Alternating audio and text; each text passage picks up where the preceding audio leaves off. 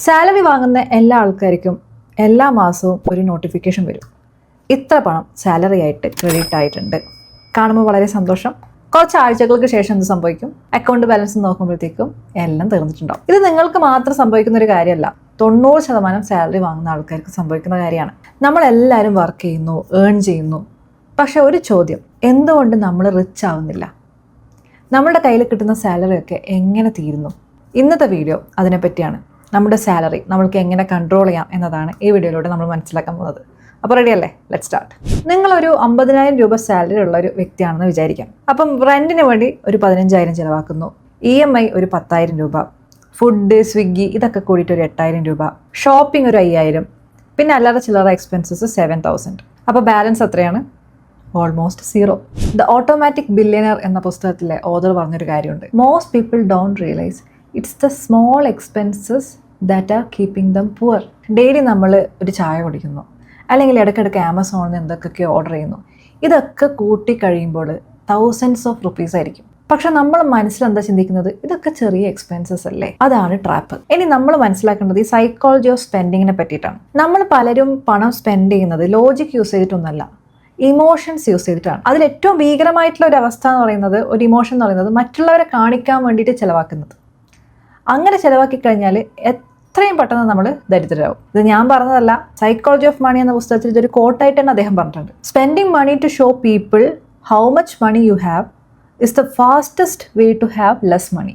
നമ്മൾ daily Instagram scroll ചെയ്യുന്ന സമയത്ത് നമ്മളെ ഫ്രണ്ട്സ് ഒരു ട്രിപ്പ് പോവാണ്, അല്ലെങ്കിൽ നമ്മുടെ കൊളീഗ് ഒരു ഐഫോൺ വാങ്ങി. അപ്പം നമ്മൾക്കും തോന്നുന്നത് എന്താണ്? എനിക്കും വേണം. ഇത് കമ്പാരിസൺ ട്രാപ്പാണ്. ടെമ്പററി ഹാപ്പിനെസ്സിന് വേണ്ടിയിട്ട് പെർമനന്റ് ഡാമേജ് ആണ് നമ്മൾ ഈ കമ്പാരിസൺ ട്രാപ്പിലൂടെ ക്ഷണിച്ചു വരുത്തുന്നത്.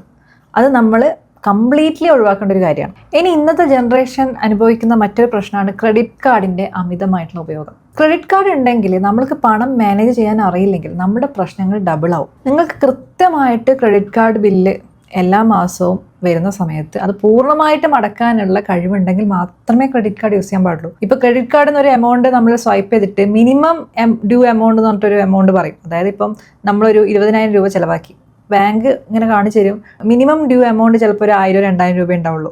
അപ്പോൾ അത് കാണുമ്പോൾ നമുക്ക് തോന്നുന്നു 2,000 രൂപ ഇപ്പോൾ അടച്ചാൽ മതി, ബാക്കി പിന്നെ അടക്കാം. പക്ഷേ നമ്മൾ കടമെടുത്ത പൈസക്ക് വലിയൊരു ഇൻട്രസ്റ്റ് ക്രെഡിറ്റ് കാർഡിലൂടെ നമ്മൾ കൊടുക്കേണ്ടി വരും, പണം കൃത്യമായിട്ട് തിരിച്ചടച്ചിട്ടില്ലെങ്കിൽ. അപ്പോൾ ക്രെഡിറ്റ് കാർഡ് വളരെ യൂസ്ഫുൾ ആയിട്ടൊരു സംഭവം തന്നെയാണ്. കൃത്യമായിട്ട് അത് മാനേജ് ചെയ്ത് അടച്ചു പോകാൻ പറ്റുന്നവർ മാത്രമേ ക്രെഡിറ്റ് കാർഡ് യൂസ് ചെയ്യാൻ പാടുള്ളൂ. എപ്പോഴും നമുക്ക് ഈ ക്രെഡിറ്റ് കാർഡ് യൂസ് ചെയ്ത് നമ്മൾ നമ്മുടെ ചിലവുകൾക്ക് പണം എടുക്കുന്ന സമയത്ത് 20,000 രൂപ നമ്മൾ ചെലവഴിച്ചിട്ടുണ്ടെങ്കിൽ ക്രെഡിറ്റ് കാർഡ് വഴി, അതേ ആ എമൗണ്ട് മൊത്തത്തിൽ നമ്മൾക്ക് അടുത്ത മാസം തിരിച്ചടക്കാൻ പറ്റണം.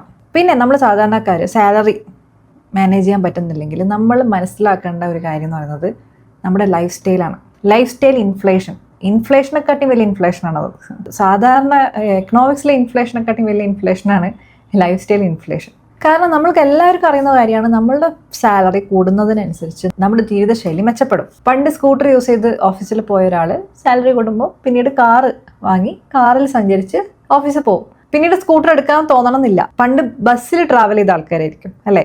ഇന്ന് നമ്മൾ കാറിലൊക്കെ ആയിരിക്കും ഓഫീസിൽ പോകുന്നത്. തിരിച്ച് വീണ്ടും ബസ്സിൽ കയറി പോകാന്ന് പറയുന്നത് അത്ര എളുപ്പമുള്ള കാര്യമല്ല. അതുപോലെ തന്നെ നമ്മൾ നിൽക്കുന്ന വീട്, ഇപ്പോൾ ചെറിയ വീട് വാടക എടുത്ത് താമസിച്ചവരായിരിക്കാം പണ്ട് സാലറി കുറഞ്ഞ സമയത്ത്. ഇപ്പോൾ നല്ലൊരു 3 BHK താമസിക്കുന്നുണ്ടാവുക. അപ്പോൾ സാലറി കൂടുമ്പോൾ നമ്മളുടെ പ്രശ്നങ്ങൾ ഒരിക്കലും കുറയുന്നില്ല, നമ്മൾക്ക് ചിലവുകൾ അതിനനുസരിച്ച് കൂടും. അപ്പോൾ നല്ലൊരു മണി മാനേജ്മെൻറ്റ് നമ്മൾ അറിഞ്ഞിരിക്കണം. എന്നാലേ നമ്മൾക്ക് ലൈഫ് ബെറ്റർ ആയിട്ട് മുമ്പോട്ട് കൊണ്ടുപോകാൻ പറ്റുള്ളൂ. അല്ലെങ്കിൽ എന്ത് സംഭവിക്കും? ലൈഫ് സ്റ്റൈൽ ഇൻഫ്ലേഷൻ കാരണം നമ്മളുടെ സേവിങ്സ് സീറോ ആവും. അപ്പം നമ്മളുടെ സ്പെൻഡിങ് ഹാബിറ്റ്സ് ആണ് നമ്മളുടെ ഫ്യൂച്ചർ ഡിസൈഡ് ചെയ്യുന്നത്. അപ്പോൾ എങ്ങനെയാണ് ചില ആൾക്കാർ സാലറി കൂടുന്നതിനനുസരിച്ച് പണം ഉണ്ടാക്കുന്നത്? സിമ്പിൾ. സാലറി കൂടുന്നതിനനുസരിച്ച് അവരവരുടെ ഇൻവെസ്റ്റ്മെൻറ്റും കൂട്ടും. നേരെ മറിച്ച് ലൈഫ് സ്റ്റൈൽ അല്ല കൂട്ടുക. ഈ ലൈഫ് സ്റ്റൈൽ മിതമായിട്ട് കൊണ്ടുപോകുന്ന ഒരാൾക്ക് സാലറി കൂടുമ്പോൾ പണക്കാരനാവാനുള്ള പ്രോബബിലിറ്റി കൂടും. എന്തുകൊണ്ട് ഞാൻ പ്രോബബിലിറ്റി എന്ന് പറഞ്ഞു വെച്ചാൽ, എല്ലാം നമ്മൾ വിചാരിച്ച പോലെ പോകണമെന്നില്ല അല്ലേ? ചിലപ്പോൾ നമ്മൾക്ക് വീട്ടിൽ പല പ്രശ്നങ്ങൾ വരാം, ഫിനാൻഷ്യൽ പ്രശ്നങ്ങൾ വരാം, ഹെൽത്ത് റിലേറ്റഡ് ഇഷ്യൂസ് വരാം. അപ്പോൾ ഒന്നും നമ്മുടെ ഗോൾസ് അച്ചീവ് ചെയ്യാൻ പറ്റണമെന്നില്ല. ഇപ്പോൾ നമ്മൾ നന്നായി ഏൺ ചെയ്യുന്ന അതിൻ്റെ ഇടയിൽ നമ്മളുടെ മക്കൾക്ക് പഠിക്കാൻ വേണ്ടി ചില ആവശ്യങ്ങൾ വരുന്നു, അല്ലെങ്കിൽ വേറെ ബന്ധുക്കൾക്ക് കുറച്ച് പണം കടം കൊടുക്കേണ്ട ആവശ്യം വരുന്നു, അല്ലെങ്കിൽ നമുക്ക് നമ്മുടെ പ്രിയപ്പെട്ടവർക്ക് എന്തെങ്കിലും അസുഖങ്ങൾ വരുന്നു. അപ്പോഴൊക്കെ നമ്മുടെ ഗോൾസ് മാറും. പ്രോബബിലിറ്റി എന്തുകൊണ്ട് ഞാൻ പറഞ്ഞതെന്ന് വെച്ച് കഴിഞ്ഞാൽ, എല്ലാം നമ്മൾ പ്ലാൻ ചെയ്ത പോലെ പോകണമെന്നൊന്നുമില്ല അല്ലേ? നമ്മൾ ആഗ്രഹിക്കുക, ഇപ്പം നമ്മൾ ഗോൾ അച്ചീവ് ചെയ്യാൻ വേണ്ടി ഇങ്ങനെ മുന്നോട്ട് സേവ് ചെയ്ത് ഇൻവെസ്റ്റ് ചെയ്ത് പോവാണ്. ചിലപ്പം പെട്ടെന്നൊരു ആവശ്യം വന്നു, പണം ചിലവഴിക്കേണ്ടി വരും നമുക്ക്. ഇപ്പോൾ ഇൻവെസ്റ്റ്മെൻറ്റ് തന്നെ എടുത്തു കഴിഞ്ഞാൽ സ്റ്റോക്ക് മാർക്കറ്റിലൊക്കെ ഇൻവെസ്റ്റ് ചെയ്തിട്ടുണ്ടെങ്കിൽ മാർക്കറ്റ് ഇടിഞ്ഞാൽ നമ്മളുടെ പണം താഴോട്ടേക്ക് പോകും ഇൻവെസ്റ്റ്മെൻറ്റ്. ഇതൊരു നെഗറ്റീവായിട്ട് പറയല്ല, നമ്മൾ എല്ലാ രീതിയിലും ചിന്തിക്കണം. അതുകൊണ്ടാണ് ഈ ഇൻവെസ്റ്റ്മെൻറ്റിൻ്റെ കൂടെ തന്നെ എമർജൻസി ഫണ്ടും ഇൻഷുറൻസും ഒക്കെ കരുതണമെന്ന് നമ്മൾ പറയുന്നത്. ഇനി സാലറി വാങ്ങുന്ന ഭൂരിഭാഗം ആൾക്കാരും ചെയ്യുന്ന ബിഗ്ഗസ്റ്റ് മിസ്റ്റേക്ക് എന്ന് പറയുന്നത് അവർ പണം ഒരിക്കലും ട്രാക്ക് ചെയ്യുന്നില്ല, അവർ ബഡ്ജറ്റ് ചെയ്യുന്നില്ല. അപ്പോൾ എന്ത് സംഭവിക്കും? പണം ഡിസപ്പിയർ ആവും. What gets measured gets managed എന്നാണ്. എന്താണോ നിങ്ങൾ അളന്ന് ചെയ്യുന്നത് അത് കൃത്യമായിട്ട് നമുക്ക് മാനേജ് ചെയ്യാൻ പറ്റും. അപ്പോൾ ബഡ്ജറ്റിംഗ് ചെയ്യുന്ന സമയത്ത് ഒരു സിമ്പിൾ റൂൾ ഉണ്ട്, 50-30-20. അതായത് നമ്മുടെ സാലറിൻ്റെ ഒരു 50% നമ്മുടെ നീഡ്സിനും 30% നമ്മുടെ വാണ്ട്സിനും 20% നമ്മുടെ സേവിങ്സിനും വെക്കണം എന്നാണ് റൂള്. അപ്പോൾ ഇതിൽ ചിന്തിക്കേണ്ട ഒരു കാര്യം, ഈ 20% സേവിങ്സ് എന്ന് പറഞ്ഞ സംഭവമില്ലേ, അത് ആദ്യം ചെയ്യണം. ഇപ്പോൾ 1 ലക്ഷം സാലറി വാങ്ങുന്ന ഒരാൾ 20,000 മാറ്റി വെച്ചിട്ടേ ബാക്കി ചിലവാക്കാൻ പാടുള്ളൂ. ഇവിടെ പലരും പറയുന്ന കാര്യമാണ്, എനിക്ക് 1 ലക്ഷം തന്നെ മതിയാവുന്നില്ല. പോട്ടെ, 1 ലക്ഷം വേണ്ട, ഇപ്പോൾ ഒരു ചെറിയൊരു പണം എടുക്കുക, 25,000 രൂപ സാലറി വാങ്ങുന്ന ഒരാൾ. അപ്പോൾ അയാൾ പറയും എനിക്ക് 25,000 ഒന്നിനും തികയുന്നില്ല. നിങ്ങൾക്ക് 25,000 പകരം 20,000 രൂപയാണ് സാലറി കിട്ടുന്നതെങ്കിൽ ആ പണത്തിനനുസരിച്ചും നിങ്ങൾ ജീവിക്കും. അതങ്ങനെയാണ്. ഇപ്പം നിങ്ങൾ പലരും പണ്ട് വാങ്ങിയ സാലറിനേക്കാളും ഇപ്പോൾ സാലറി വാങ്ങുന്നുണ്ടാവും അല്ലേ? ആ പണ്ട് കിട്ടിയ സാലറിയിൽ നിങ്ങൾ ജീവിച്ചിട്ടുണ്ടായിരുന്നില്ലേ? സാലറി കൂടുന്നതിനനുസരിച്ച് നമുക്ക് ചിലവും കൂടുന്നുണ്ട്. അപ്പോൾ നമ്മൾക്ക് എത്രയാണോ സാലറി അതിനനുസരിച്ചാണ് നമ്മൾ ജീവിക്കുക.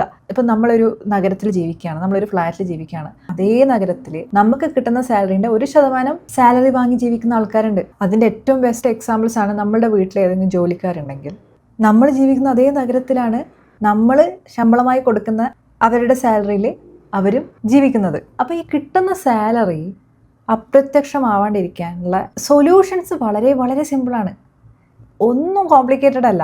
പക്ഷെ ഇതാരും ചെയ്യുന്നില്ല എന്നതാണ് സത്യം. ഈ കാര്യങ്ങൾ ചെയ്താൽ സാലറി കൃത്യമായിട്ട് എങ്ങനെ ചിലവാകുന്നു, എത്രയൊക്കെ നമുക്ക് സേവ് ചെയ്യാൻ പറ്റും, ഇൻവെസ്റ്റ് ചെയ്യാൻ പറ്റും എന്നതിൻ്റെ കൃത്യമായിട്ടുള്ള ധാരണ നമുക്ക് കിട്ടും. അപ്പോൾ ഒരു 5 സ്റ്റെപ്പിൽ ഇതെങ്ങനെയാണ് ചെയ്യേണ്ടത് ഞാൻ പറഞ്ഞുതരാം. ഒന്നാമത്തേത്, നിങ്ങളുടെ എക്സ്പെൻസസ് ഡെയിലി ട്രാക്ക് ചെയ്യണം. മിനിമം 3 മാസമെങ്കിലും നിങ്ങൾ ഈ ട്രാക്കിംഗ് കണ്ടിന്യൂ ചെയ്യണം. 2, നിങ്ങളുടെ യൂസ്ലെസ് സ്പെൻഡിങ് നിങ്ങൾ ഒഴിവാക്കണം. ഈ യൂസ്ലെസ് സ്പെൻഡിങ് ഏതാണെന്നൊക്കെ മനസ്സിലാക്കണമെന്നുണ്ടെങ്കിൽ ആദ്യം നമ്മൾ ട്രാക്ക് ചെയ്യണം.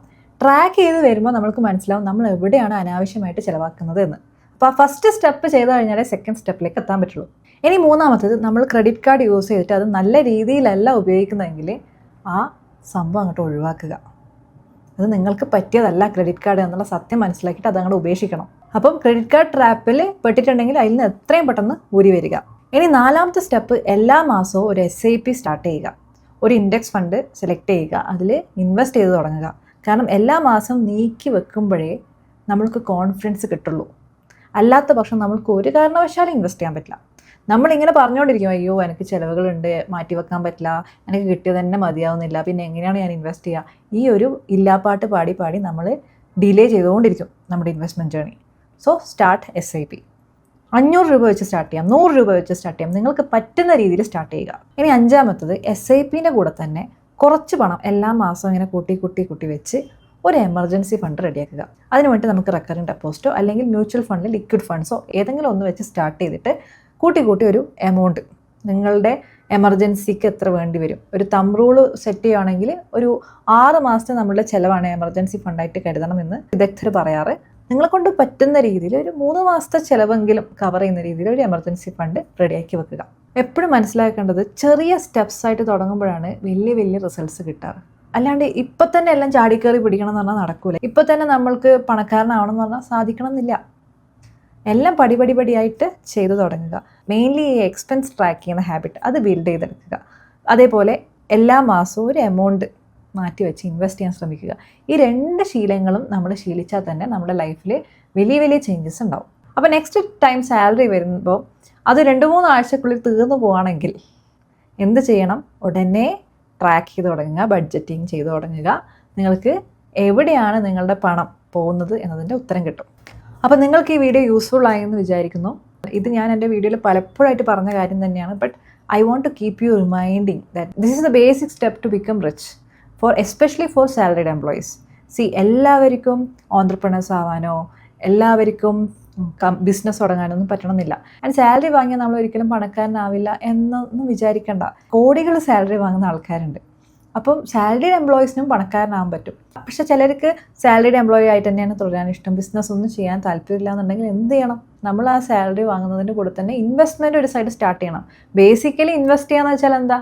പല കമ്പനീസിൻ്റെയും ഭാഗമാകുക എന്നതാണ് അല്ലേ. സ്റ്റോക്ക് മാർക്കറ്റിലോ മ്യൂച്വൽ ഫണ്ടിലോ ഇൻവെസ്റ്റ് ചെയ്യുമ്പോൾ പല കമ്പനീൻ്റെയും ഓണർഷിപ്പ് നമ്മൾ എടുക്കുകയാണ്. നമ്മളെ ഒരു ഓണ്ടർപ്രണർ പോലെ കൺസിഡർ, നമ്മൾ ആ ബിസിനസ്സിൽ ഇൻവെസ്റ്റ് ചെയ്യുന്നു അല്ലേ. അതാണ് സാലറിഡ് എംപ്ലോയീസിനുള്ള വഴി പണക്കാരനാവാനുള്ള. അപ്പോൾ സാലറി വാങ്ങുന്നവരെല്ലാം ഇപ്പോൾ സാലറി വാങ്ങിക്കഴിഞ്ഞാൽ ഒരിക്കലും പണക്കാരനാവാൻ പറ്റില്ല, സാലറി ജോബിന് വെറുക്കുന്നത്, ഇതൊന്നും ശാശ്വതമായിട്ടുള്ളൊരു പരിഹാരമല്ല. നിങ്ങളുടെ കോളിംഗ് എന്താണോ അതിലേക്ക് നിങ്ങൾ ഫൈനലി എത്തിച്ചേരും. അപ്പം ഒന്നിനെയും വെറുക്കാണ്ട് ശപിക്കാണ്ട് മുന്നോട്ട് ജീവിക്കാൻ കൂടി നമ്മൾ പഠിക്കണം. അല്ലെങ്കിൽ നമ്മൾ എപ്പോഴും റിഗ്രറ്റിലായിപ്പോവും. ലൈഫ് എപ്പോഴും ഒരു റിഗ്രറ്റ് മോഡിലായിപ്പോവും. ഓക്കെ, അപ്പോൾ അതും കൂടി ഓർമ്മിപ്പിക്കുകയാണ്. സാലറിയുടെ എംപ്ലോയീസ് എന്ന് പറഞ്ഞിട്ട് ദുഃഖിച്ചിരിക്കേണ്ട ആവശ്യമൊന്നുമില്ല. ചെറിയൊരു സാലറി ആണെങ്കിലും നമ്മൾ ഇൻവെസ്റ്റ്മെൻറ്റ് മ്യൂച്വൽ ഫണ്ട് വഴിയൊക്കെ ഇൻവെസ്റ്റ്മെൻറ്റ് സ്റ്റാർട്ട് ചെയ്യുക. അത് നമ്മൾ തീർച്ചയായിട്ടും ഭാവിയിലേക്ക് ഹെൽപ്പ് ചെയ്യും. നിങ്ങൾക്ക് ഈ വീഡിയോ ഇഷ്ടപ്പെട്ടു എന്ന് വിചാരിക്കുന്നു. ചാനൽ സബ്സ്ക്രൈബ് ചെയ്യാനും അതുപോലെ തന്നെ വീഡിയോ ലൈക്ക് ചെയ്യാനും മറക്കരുത്. നമ്മൾക്ക് അടുത്ത വീഡിയോയിൽ കാണാം. Take care.